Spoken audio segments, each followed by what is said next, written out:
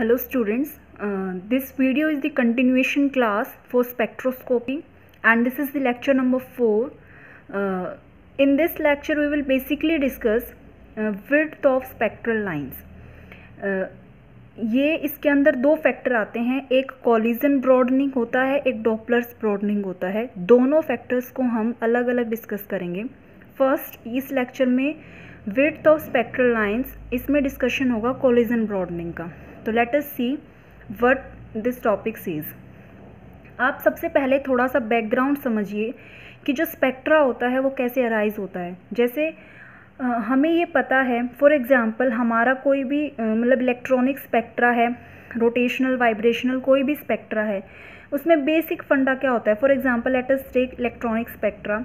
यहाँ electron present है ground state में, ठीक है, उसको हमें एक्साइटेड स्टेट में या हायर एनर्जी लेवल में उसको भेजना होता है। जैसे यहाँ पे अगर हम इसको E1 कह देते हैं ग्राउंड स्टेट, ये E2 हो गया।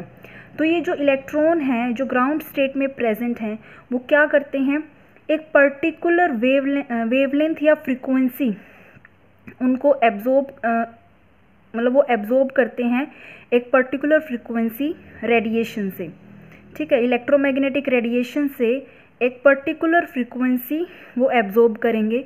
उस एब्जॉर्प्शन के बाद वो एक्साइटेड स्टेट में होंगे, फिर वो ग्राउंड स्टेट में वापस आएंगे, हायर एनर्जी लेवल में जाएंगे, फिर ग्राउंड स्टेट में वापस आएंगे। तो जो यहाँ से स्पेक्ट्रा आएगा वो इमिशन स्पेक्ट्रा होगा, जो यहाँ से एब्जॉर्प्शन से होगा वो क्या होगा, हमारा एब्जॉर्प्शन स्पेक्ट्रा। तो ये तो हमारा स्पेक्ट्रा का एक बेसिक फंडा हो गया कि भी स्पेक्ट्रा कैसे अराइज होता है। तो जो हमारा स्पेक्ट्रा है उसके अंदर हमारा बेसिकली क्या रोल है, हमारा जो स्पेक्ट्रा है उसमें बेसिकली रोल है एक पर्टिकुलर फ्रीक्वेंसी का, जो इलेक्ट्रॉन एब्जॉर्ब कर मतलब मॉलिक्यूल एब्जॉर्ब करता है। Instead of saying electron we should say molecule, मतलब मॉलिक्यूल एक पर्टिकुलर फ्रीक्वेंसी पे एब्जॉर्ब करेगा और उसके बाद वहाँ इलेक्ट्रॉन्स की एक्साइटेशन होगी, वो वापस ग्राउंड स्टेट में आएंगे। तो जब हमारा मॉलिक्यूल सिर्फ एक पर्टिकुलर फ्रीक्वेंसी को ही एब्जॉर्ब करे तो उस केस में क्या होता है कि जो हमारा स्पेक्ट्रा होता है वो लाइन लाइक होता है, शार्प होता है। लाइन लाइक स्पेक्ट्रा हमें ऑब्टेन होता है कब, जब सारे के सारे मॉलिक्यूल एक पर्टिकुलर फ्रीक्वेंसी पे एब्जॉर्प्शन शो करें। तो उस केस में हमारा स्पेक्ट्रा कैसे शो होगा, जैसे अगर हम यहाँ इसको रिप्रेजेंट करें तो वो एक पर्टिकुलर फ्रीक्वेंसी पे ही एब्जॉर्ब करेंगे all the molecules. All molecules will absorb a particular frequency, से इट टू बी म्यू। सारे के सारे मॉलिक्यूल इस फ्रीक्वेंसी पे एब्जॉर्ब करेंगे और उसके कॉरस्पॉन्डिंग जो स्पेक्ट्रा हमें मिलेगा वो शार्प लाइन लाइक स्पेक्ट्रा मिलेगा। तो जैसे वो हमें यहाँ पे जैसे एक सिंपल लाइन लाइक स्पेक्ट्रा मिल गया जो एक फ्रीक्वेंसी म्यू पे हमें मिला। तो यही चीज़ हम इस चीज़ को ऑब्टेन करने के लिए हम क्या करते हैं कि जो हमारी EM रेडिएशंस का सोर्स होता है उसके अंदर डिफरेंट वेवलेंथ या फ्रीक्वेंसीज होती हैं। अब हमारा कंसर्न है, फॉर एग्जांपल यहाँ पे जो डिफरेंट फ्रीक्वेंसीज आ रहे हैं, जैसे अभी तो मैंने सिंपलिसिटी के लिए 3 तरह की फ्रीक्वेंसी ले रखी हैं। जो इनकमिंग इलेक्ट्रोमैग्नेटिक रेडिएशन है जो हमें मॉलिक्यूल के ऊपर डालनी है, उसमें मान लो 3 ही लाइन है, मतलब 3 तरह की EM वेव्स हैं। होती तो ये n number of EM waves हैं, लेकिन for simplicity I have taken only 3।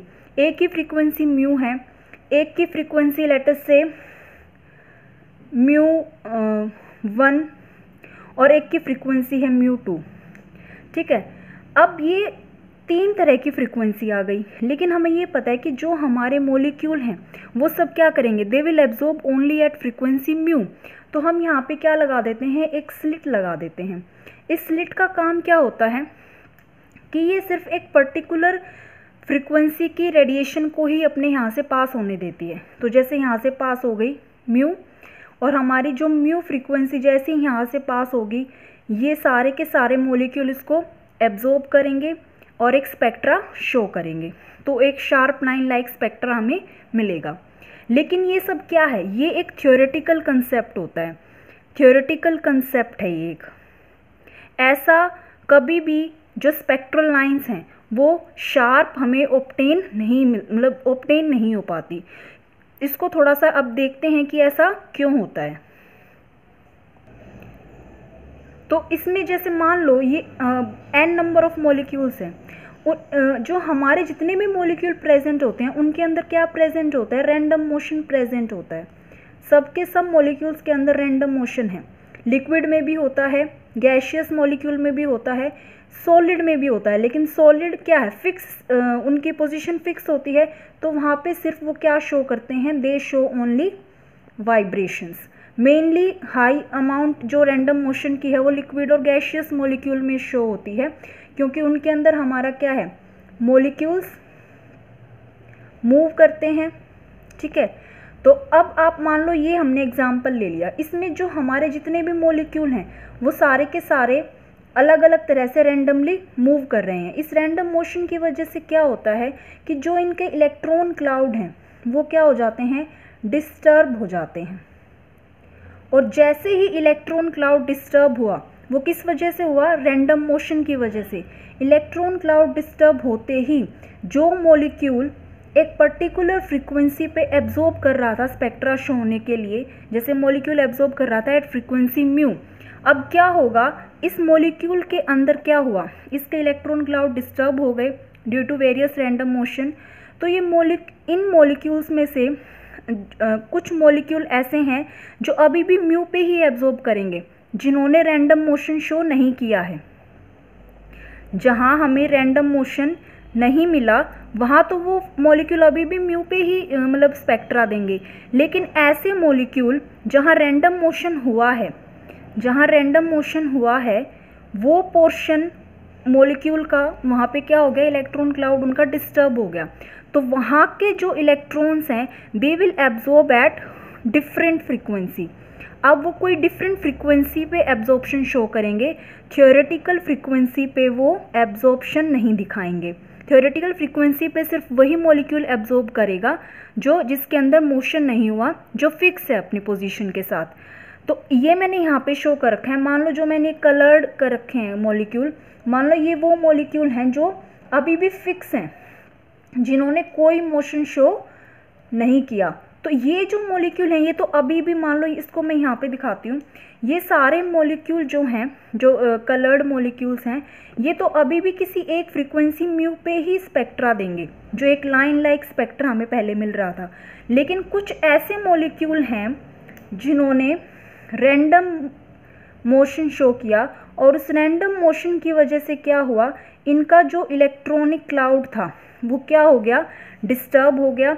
और जैसे ही इलेक्ट्रॉन क्लाउड डिस्टर्ब हुआ, इसका रिजल्ट क्या होता है, अब वो मॉलिक्यूल इस म्यू पे एब्जॉर्ब करने की बजाय किसी और पर्टिकुलर फ्रीक्वेंसी पे एब्जॉर्ब करेंगे। तो मान लो इन्होंने किसी फ्रीक्वेंसी म्यू डैश पे, या जैसे हमने वहाँ म्यू 1 लिया था, म्यू 1 पे एब्जॉर्ब किया, इसने किसी म्यू 2 पे एब्जॉर्ब किया। तो ऐसे ही n नंबर ऑफ मॉलिक्यूल्स होंगे, और ये जो फ्रीक्वेंसीज होंगी these will be lower than theoretical frequency, जिस पे सारे के सारे मॉलिक्यूल्स को एब्जॉर्ब करना चाहिए था। लेकिन रैंडम मोशन की प्रेजेंस की वजह से ये सब पॉसिबल नहीं है। तो अब क्या हुआ, कुछ मॉलिक्यूल ने क्या किया, टुवर्ड्स लोअर एंड, इस साइड इन फ्रीक्वेंसीज पे एब्जॉर्प्शन दिखाया, कुछ ने इस साइड। तो हमारा जो एब्जॉर्प्शन स्पेक्ट्रा है वो क्या हो गया, एक शार्प लाइन आने की बजाय एक हमारा ब्रॉड स्पेक्ट्रा आया। ये ब्रॉडनिंग हो गई हमारी, ठीक है। और ये ब्रॉडनिंग क्या शो कर रही है, ये दो टाइप की चीज़ें शो कर रही है कि मैक्सिमा तो अभी भी कहाँ है, मैक्सिमम नंबर ऑफ मॉलिक्यूल तो क्या है, अभी भी उसी फ्रीक्वेंसी म्यू पे ही एब्जॉर्ब कर रही हैं, ठीक है, जो पहले शार्प लाइन लाइक स्पेक्ट्रा में हो रहा था। लेकिन कुछ मॉलिक्यूल क्या हैं, टुवर्ड्स लोअर एंड शिफ्ट हो गए, क्योंकि उनके अंदर रैंडम मोशंस आ गए थे, और उस वजह से दे show spectra at a particular different frequencies. तो जब ये हमारा मतलब ये कंसेप्ट आता है कि रैंडम मोशन हुआ, इलेक्ट्रॉन क्लाउड डिस्टर्ब हुए, मॉलिक्यूल ने डिफरेंट फ्रीक्वेंसी पे एब्जॉर्ब किया, इस वजह से यहाँ पे क्या हो गया, सिग्नल में ब्रॉडनिंग हो गई, ठीक है। और क्योंकि ये ब्रॉडनिंग किस वजह से हुई, रैंडम मोशन, और इस रैंडम मोशन का जो है रिजल्ट किस में आता है, क्या होगा, इनसे क्या होंगे, हमारे कोलिजन्स होंगे, ठीक है। कोलिजन होंगे आपस में मॉलिक्यूल के, तो इसलिए इस कंसेप्ट को बोला जाता है broadening which is due to the collision among the molecules.